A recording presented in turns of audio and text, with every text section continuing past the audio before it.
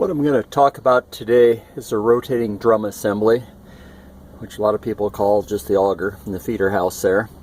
And I'm going to show how over time that gets full of trash and debris, and it can kind of cause some problems. So what's inside there? There is a clutch assembly at the very end, because there's your chain drive down here.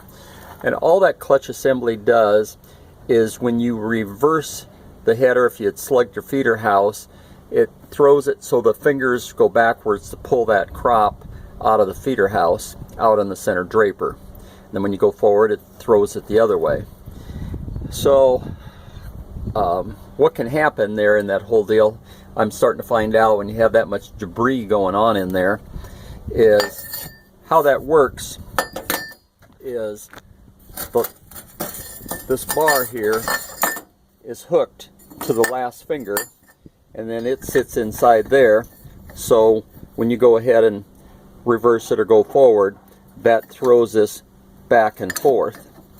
So you get all that debris in there, and it's, you know, kind of taking me a while. It's like, why is this thing there getting twisted? You know, there's the one up in there. Or at the very end, eventually that can get ripped out. You can see this one here. This one's kind of a new one.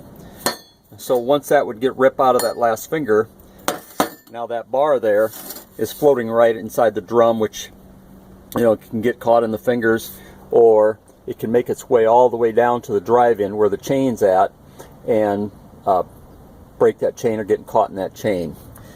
So any heads that I'm starting to take in, there's 5 inspection covers that are on there, and they're held on by these little Allen wrenches. So in this case, they were all rusted. I could not get them loose.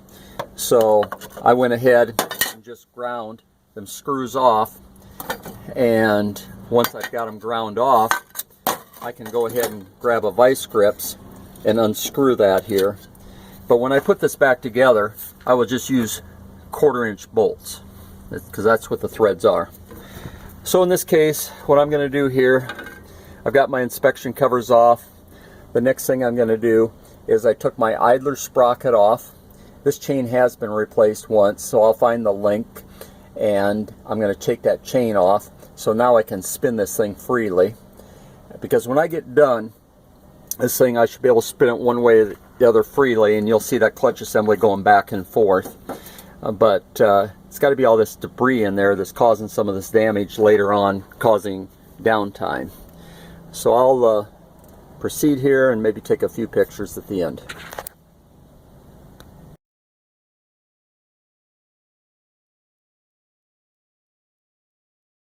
I got everything cleaned out. You can kind of see the pile of stuff that was in there. I just kept going at it. Finally, I even took a scraper and went inside. But we're going to look at a few things here right now. Here's that bar that hooks onto the clutch assembly, which is right there.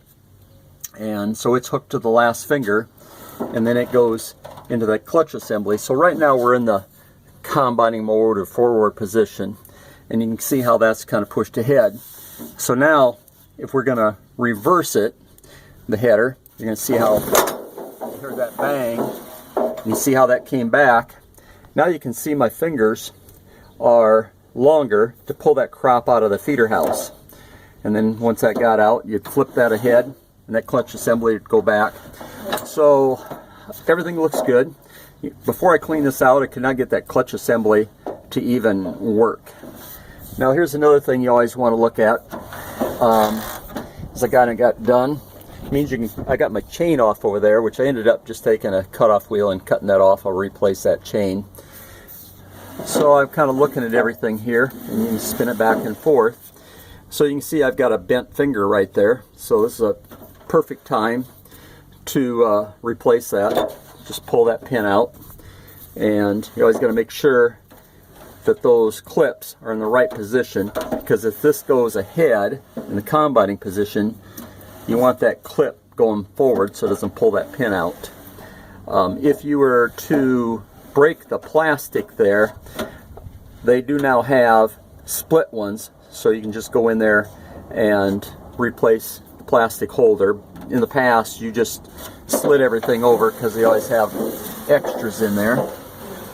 and then you'd have to put some like a clamp or something in the end to keep them from sliding. But everything's kind of looking really good here, so I guess I'm going to recommend. Good idea. It takes you about an hour. It's definitely a dust mask deal,